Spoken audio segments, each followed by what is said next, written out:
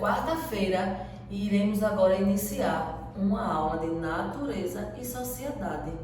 E na aula passada, Teacher falou para vocês sobre moradia.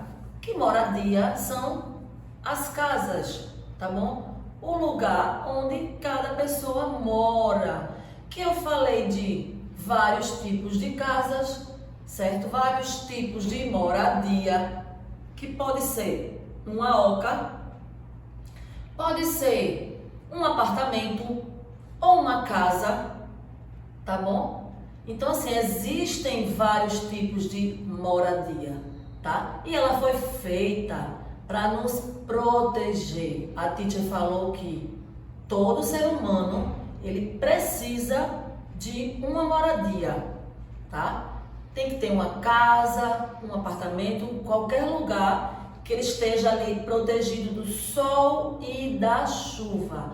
Agora, uma moradia, ela é composta por quê? Pelo quê?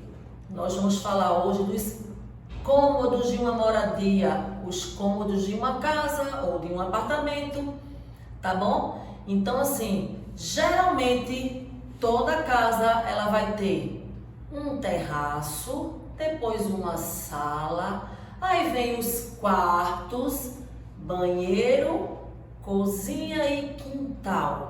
Ou tem pessoas que chamam, se não for quintal, uma área de serviço, tá bom? Agora, por exemplo, qual cômodo da sua casa que você usa para tomar banho? No banheiro, tá? Ninguém toma um banho na sala. Ninguém tem um chuveiro na sala, tá certo? E no seu quarto? Quais são as coisas lá que está no seu quarto? Por exemplo, quando você chega da escola, que você tira o seu sapato. Você deixa o sapato dentro da cozinha? Você deixa os seus brinquedos que você brinca também na cozinha? Geralmente, se você vai arrumar os seus brinquedos, vai ter um lugarzinho lá no seu quarto. Os seus brinquedos até podem ficar um pouquinho na cozinha, ficar um pouquinho no terraço, na sala. Mas quando você organizar, cada casa vai ter um lugarzinho para guardar. E a sua cozinha? O seu armário, a pia que lava a louça, que lava os pratos. Será que essa pia fica na sala? Será que essa pia fica no banheiro?